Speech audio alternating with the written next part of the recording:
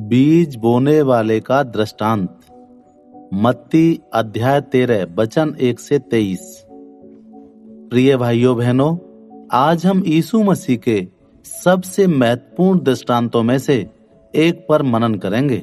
जी हाँ, बीज बोने वाले का दृष्टांत। यह दृष्टांत परमेश्वर के राज्य का रहस्य खोलता है और यह बताता है कि लोग वचन को अलग अलग तरीकों से ग्रहण करते हैं। यीशु ने साधारण जीवन की बातों को लेकर गहरी आत्मिक सच्चाई बताई। बीज बोने वाले का उदाहरण उस समय के समाज के लिए परिचित था, परंतु यह केवल कृषि की बात नहीं है, बल्कि हमारे हृदयों की दिशा है। कठोर भूमि, अस्वीकार करने वाला हृदय। यीशु ने कहा कि जो वचन सुनता है और समझता नहीं, उसके हृदय से शत्रु वचन छीन ले जाता है। यह वो हृदय है जो बंद है, अभिमानी, आत्मनिर्भर और आत्मिक रूप से संवेदनशील नहीं है। वचन उस पर गिरता है पर जड़ नहीं पकड़ता। आज भी कितने लोग संगति में बैठकर सुनते हैं पर वचन को हृदय में स्थान नहीं देते। यह कठोर भूमि है। क्या हमारा हृदय भी कठोर हो गया है? क्या हम केवल सुनने तक सीमित हैं और वचन हमें नहीं बदल रहा? साथियों, दूसरी भूमि जो है वो है पथरीली भूमि। यह हमारे हृदय की मनोदशा है। यीशु ने कहा, ऐसे लोग जो वचन को आनंद से ग्रहण तो करते हैं, परंतु जड़ न पकड़ने के कारण थोड़े दिन ही टिकते हैं। जब क्लेश या सताव आता है तो वे ठोकर खा जाते हैं। यह उस व्यक्ति का हृदय है जो भावनाओं में तो हाँ कह देता है, लेकिन गहराई में बदला हुआ नहीं होता। यह सच्चा रूपांतरण नहीं है। यीशु ने कहा यूहन्ना 16:33 में, तुम्हें क्लेश होता है, परंतु डांडस रखो, मैंने जगत को जीत लिया है।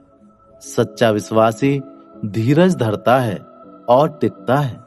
क्या हम केवल भावनाओं में बहकर मसीह का अनुसरण कर रहे हैं या गहराई से जड़ पकड़कर स्थिर हैं? तीसरी भूमि, कांटों वाली भूमि, बंधा हुआ हृदय। यीशु ने कहा कि संसार की चिंताएं और धन का धोखा वचन को दबा देते हैं। यह वो हृदय है जो दो हिस्सों में बांटा हुआ है। एक ओर परमेश्वर का वचन है और दूसरी ओर धन, चिंता और भौतिकवाद है, लेकिन दोनों साथ साथ नहीं चल सकते। आज के युग में कितने लोग वचन सुनते हैं पर उनका जीवन धन और चिंता के कांटों में उलझा रहता है। परिणाम, वचन फल नहीं लाता। हमें अपने जीवन की जांच करनी चाहिए। क्या हमारी प्राथमिकताएं वचन को दबा रही हैं? हमें सोचना चाहिए। चौथी भूमि है अच्छी भूमि, फल देने वाला हृदय।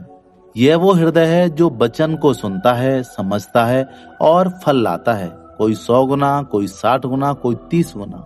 याकूब अध्याय 1 वचन 21 से 25 में कहता है कि जो वचन को सुनता है और उस पर चलता है वही आशीष पाता है। यूहन्ना 14:23 में यीशु ने वायदा किया, यदि कोई मुझसे प्रेम रखे तो वो मेरे वचन को मानेगा और मेरा पिता उससे प्रेम करेगा और हम उसके पास आएंगे और उसके साथ वास करेंगे। सच्चा विश्वासी फल लाता है क्योंकि उसका हृदय वचन के लिए परमेश्वर के प्रति समर्पित है। आज हमें आत्म परीक्षण करने की आवश्यकता है। अपना निर्णय आज लेने की आवश्यकता है। यह दृष्टांत 4 तरह के ईसाइयों को नहीं, बल्कि 3 तरह के गैर विश्वासी हृदयों और एक सच्चे विश्वासी के हृदय का चित्रण है। यीशु यह स्पष्ट कर रहे हैं कि केवल अंगीकार करना, केवल प्रार्थना करना या केवल परंपरा निभाना पर्याप्त नहीं है। यदि जीवन परिवर्तित नहीं हुआ तो ये सच्चा विश्वास नहीं है। मत्ती 7:21 से 23 में यीशु ने कहा, जो मुझसे हे प्रभु कहता है वह स्वर्ग के राज्य में प्रवेश न करेगा, परंतु वही जो मेरे पिता की इच्छा पर चलता है। आज कुछ सवाल हैं। क्या हमारा विश्वास केवल शब्दों का है या फिर जीवन में भी है? क्या हमारे कार्य हमारे विश्वास का प्रमाण देते हैं? क्या हम वचन को सुनने के बाद उसकी आज्ञा मानने के लिए तैयार हैं? भाइयों और बहनों, बीज बोने वाले का दृष्टांत हमें आत्मिक आईना दिखाता है।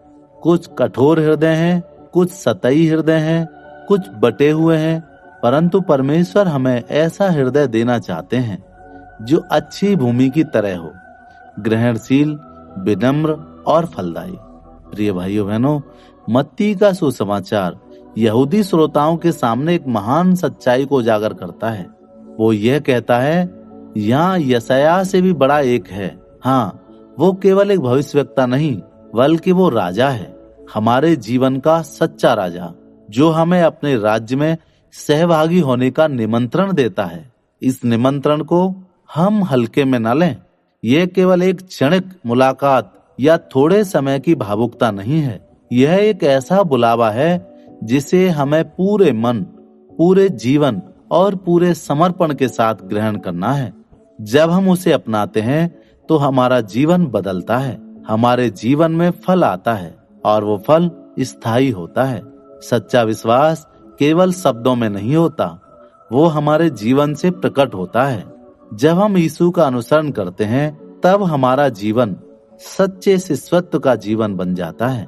वो हमें बुलाता है कि हम उसमें आनंदित हों, उसके जीवन परिवर्तनकारी वचनों को स्वीकार करें, उसके राज्य के योग्य जीवन जिएं। आइए हम सब उस महान भविष्यवक्ता और राजा यीशु मसीह का अनुसरण करें। हम उसके वचन को अपने हृदय में ग्रहण करें और ऐसा जीवन जिएं जो उसके राज्य की महिमा को प्रकट करे। साथियों, आइए प्रार्थना करें। हे प्रभु, तू हमारे हृदयों की भूमि को बदल। यदि वो कठोर है तो उसे कोमल बना, यदि सतही है तो उसे गहराई दे, यदि कांटों में उलझा है तो उसे मुक्त कर। हमें ऐसा हृदय दे जो तेरे वचन को ग्रहण करे, उसमें जड़ पकड़े और भरपूर फल लाए। यीशु मसीह के नाम से हम इस प्रार्थना को मांगते हैं, आमीन।